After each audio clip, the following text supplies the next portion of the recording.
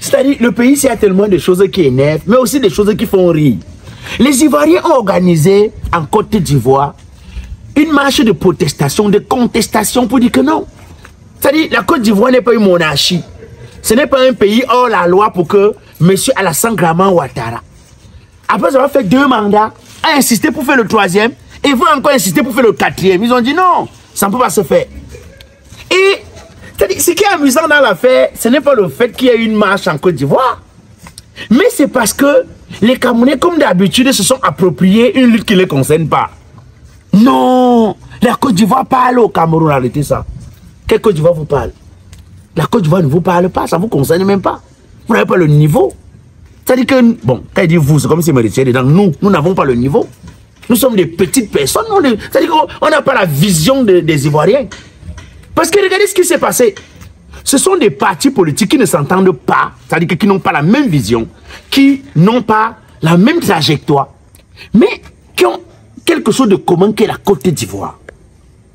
Et malgré les divergences d'idées, malgré le fait qu'ils ne soient pas en harmonie, c'est-à-dire que les uns envers les autres, ils ont dit, il y a quelque chose à protéger, la Côte d'Ivoire. Ils se sont mis ensemble, ils ont organisé une marche. On a tous vu. On a tous vu comment ils ont bloqué la Côte d'Ivoire pour dire, non, Alassane, tu ne peux pas faire ça. Le pays là ne t'appartient pas. C'est le pays de tout le monde. C'est-à-dire, c'est les gens qui ont mis de côté les orgueils, leurs prétentions, les intérêts personnels pour penser à une république, à un pays, la Côte d'Ivoire. Les Camerounais qui viennent dire que non, la Côte d'Ivoire, d'abord c'était le Sénégal nous parle, maintenant la Côte d'Ivoire, rien ne vous parle. Vous n'êtes pas des gens à qui on peut parler. Ils vont dire que non, est-ce qu'on peut organiser? Et puis tu as toujours des gens, que, donc tu as l'impression que, ou c'est les coutumes qui les dérangent, ou c'est que, comme on dit que les fous maintenant marchent habillés, ils sont seulement fous, mais ils sont sur la place politique, sur la place publique et ils parlent de politique, tu ne sais même pas. Non, on peut faire ça au Cameroun parce qu'ils veulent justifier des choses. Non, vous ne pouvez pas faire ça ici, c'est clair. La seule chose qu'on a et qui est claire, c'est qu'on ne peut pas organiser ce genre de marche-là ici au Cameroun. Parce que quand un parti politique décide de contester, quand un parti politique décide de dire qu'on n'est pas d'accord, c'est un autre parti politique de l'opposition, hein? Il faut qu'on s'entende bien. C'est-à-dire que quand un parti de l'opposition dit que non, nous ne sommes pas d'accord, non, on ne peut pas vivre dans un pays où on n'a pas l'électricité, non, ce n'est pas acceptable qu'on n'ait pas de l'eau dans ce pays, non, le code électoral n'est pas un code consensuel, il décide de faire une marche. Ce n'est pas le parti au pouvoir qui se lève en premier. Bref, si vous voulez, on les appelle déjà les partis satellites. C'est-à-dire, c'est un autre parti qui est censé être le parti de l'opposition, qui intervient le premier sur les médias ou bien sur les réseaux sociaux pour dire non, nous ne sommes pas en solidarité avec le parti là qui conteste le fait de ne pas avoir de l'eau. Nous estimons que même si on n'a pas de l'eau, on a vécu longtemps sans eau, ça ne nous a pas tués. Donc ce qu'ils veulent faire là, c'est qu'ils veulent la guerre et nous ne sommes pas d'accord. Au Cameroun, qui dit revendication, qui dit marche, parle de rébellion, d'insurrection, parle de guerre.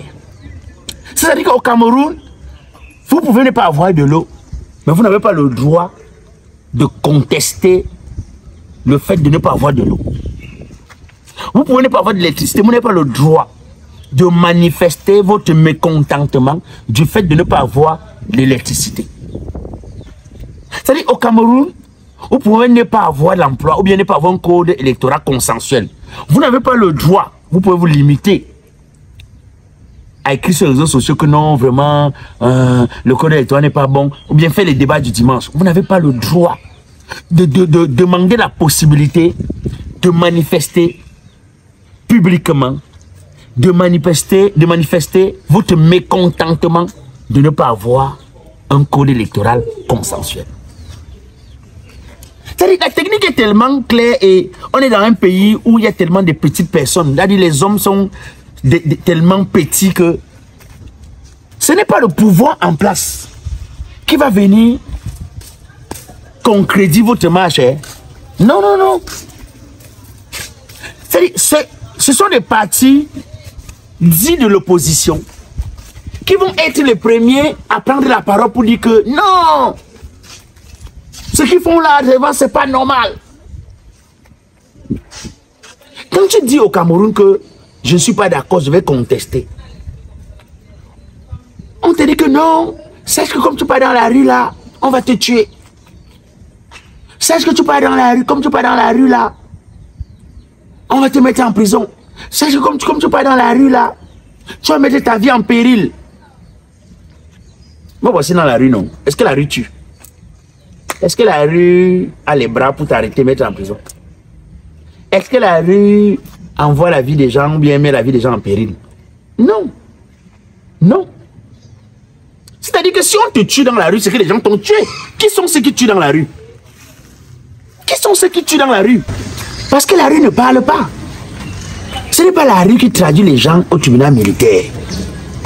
Ce n'est pas la rue qui arrête les citoyens, les maltraite. Non, non, non. Ce n'est pas la rue qui méprise le peuple.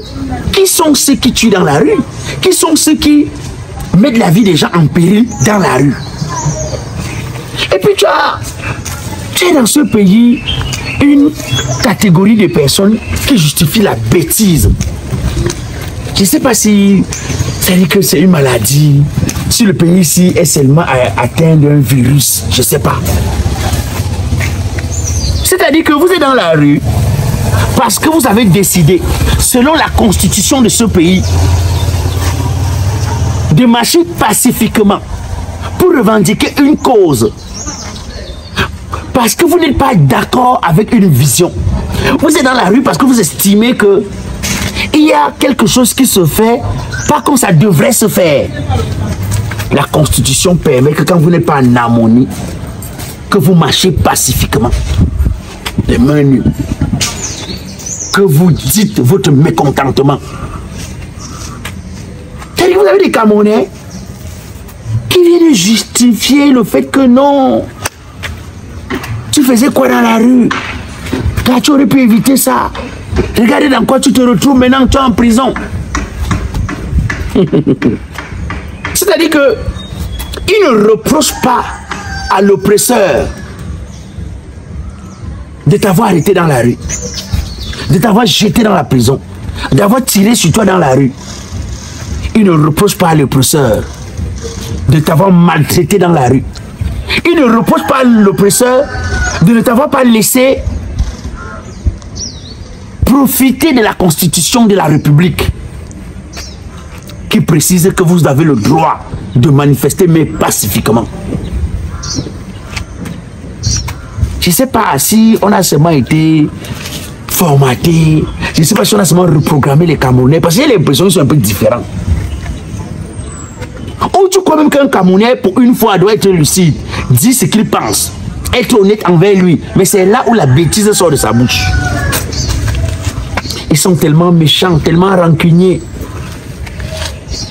Ils sont tellement dans la sauvagerie qu'ils n'arrivent même pas souvent à voir ce qui est essentiel, ce qui est logique.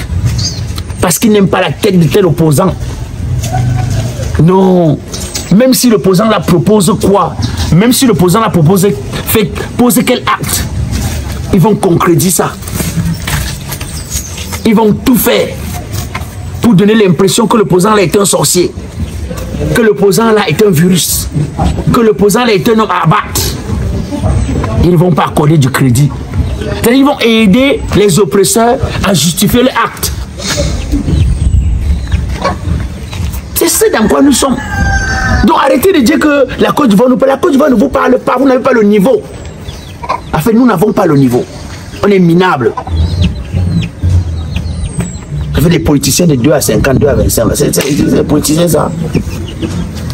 Des politiciens que dès que on dit que non, on a décidé de bloquer tel candidat pour qu'il ne participe pas à l'élection, ils jubilent. L'opposition, hein.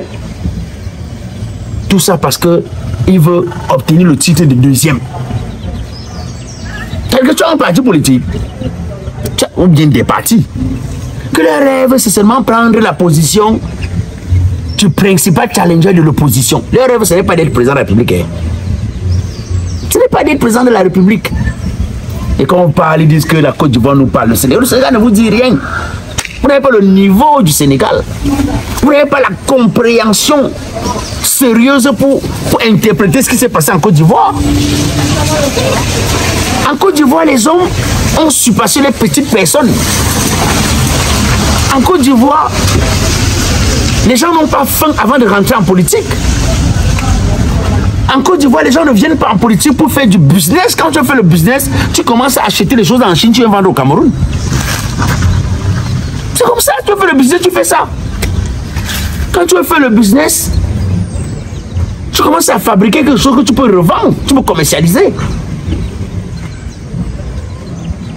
On ne rentre pas en politique pour faire le business. On rentre d'abord en politique parce qu'on a de l'amour à revendre. On rentre en politique parce que on a fini de se servir, on a envie de servir les autres. On rentre en politique parce qu'on estime que on a quelque chose à mettre à la disposition des gens. On rentre en politique parce que on s'est dit que oui, on a peut-être 2 ou 3 choses. Mais il n'y a pas que nous qui comptent. Il y a aussi les autres. C'est ça, c'est-à-dire que c'est-à-dire que le pays ici tu as des gens ici dans le pays ici. Souvent tu les regardes comme ça. Tu les écoutes parler sur un plateau de télévision. Tu dis ouh, ça c'est le niveau que nous sommes. Ah mais là, on n'est pas seulement tombé, on s'est couché au sol. Tu as des gens dans ce pays tellement prêts à justifier ce qu'on ne justifie pas, que souvent tu t'assois comme ça, tu dis merde, qu'est-ce que tu as fait pour te retrouver dans ce pays? Si d'abord au ciel Dieu faisait le concours pour choisir son pays, c'est que les gens échouent le concours pour venir au pays ici. C'est que les gens échouent le concours pour venir dans le pays ici. Mais la Côte d'Ivoire nous parle. Voilà des hommes politiques. Voilà des hommes politiques qui ont quelque chose en commun, qui est le Cameroun, qui est la Côte d'Ivoire. Qui est la Côte d'Ivoire ici. Nous avons la difficulté à nous éloigner de nos petites considérations et mettre l'intérêt général en avant. Et si nous avons tellement de difficultés, c'est-à-dire à penser aux autres, que on est tout le temps en train de penser à nous-mêmes.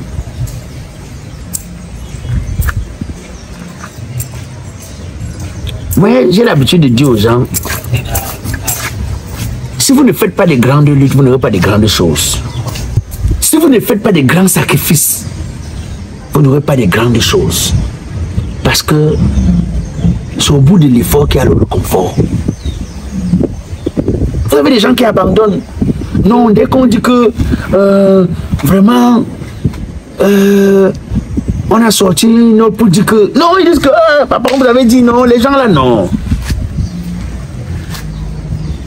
Je vous ai déjà expliqué.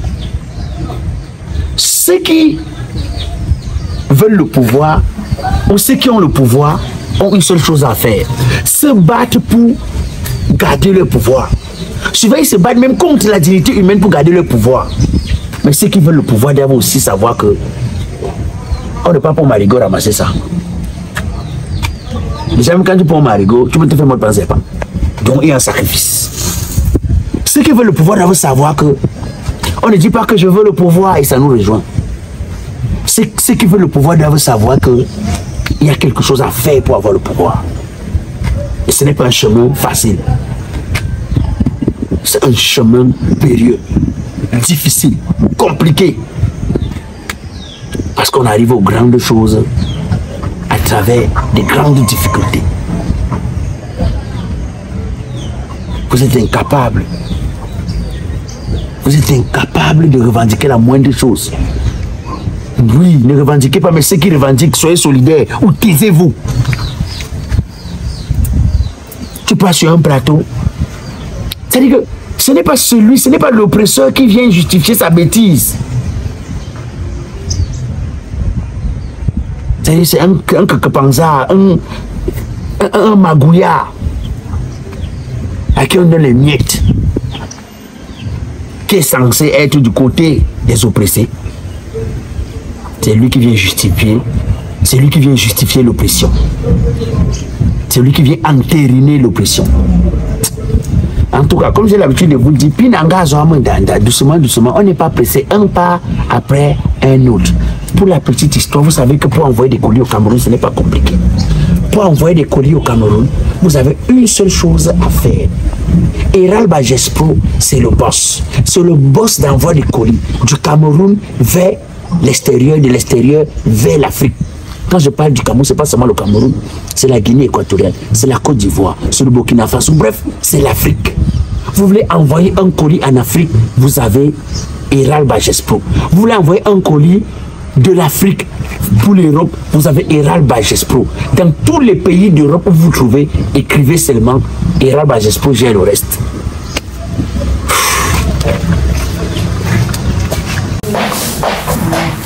Bonjour. Bonjour. Madame, je peux avoir un renseignement concernant Eral? Ok, un instant s'il vous plaît. Ma soeur, dis-moi, est-ce que c'est vrai qu'ils transportent les marchandises de l'Europe pour l'Afrique, de l'Afrique pour l'Europe au prix qu'ils ont indiqué là? Mon frère, j'ai d'abord mes problèmes. Tu portes tes pieds, si tu arrives jusqu'ici pour venir douter. Pour les Africains, vous êtes toujours comme ça là. Oui, il faut douter, mais vous ne doutez pas. On a dit que Eral Bajespro, c'est la meilleure entreprise de transport de marchandises de l'Afrique vers l'Europe, de l'Europe vers l'Afrique, à des délais impeccables et des prix. Tu viens ouvrir ton large avec là pour me demander si c'est vrai. Mais dis, ma soeur, si tu as payé le fécondé, c'est quoi? Tu es obligé de me demander un renseignement. Mais je t'ai seulement demandé une information. Donne-moi une information. Je suis les services sociaux. Pendant encore des marchandises à Eral Bajespro, là-bas, tu me laisses tranquille. C'est vrai que c'est vrai. C'est la radio. Je suis pour les services de renseignement. Il faut souvent faire vos choses là où j'arrive. Quand vous dormez mal dans vos foyers, ça devient le problème des autres. Hein? Excuse-moi. Douala, Kinshasa, Pointe-Noire, Bamako, Conakry, c'est désormais possible grâce à Eral. Le meilleur dans la logistique de recevoir tes marchandises, tes voitures, tes effets personnels ou tes colis de l'Europe vers l'Afrique comme de l'Afrique vers l'Europe. Désormais, en 21 jours, la société Eral du groupe Gespro, située en Belgique, effectue aussi des groupages des produits alimentaires dans les conteneurs secs et surgelés du Cameroun vers l'Europe. Eral vous propose également le stockage sec au dépôt de Bruxelles et surgelé dans nos chambres froides. Pour tout renseignement, appelez-nous ou nous écrire sur WhatsApp au numéro de téléphone 00324 85 76 87 84 ou le plus 346 64 71 67 80 237 674 67 81 54 ou encore le 237 691 60 19 57. Vous pouvez également nous contacter par mail à l'adresse contact@eral.fr.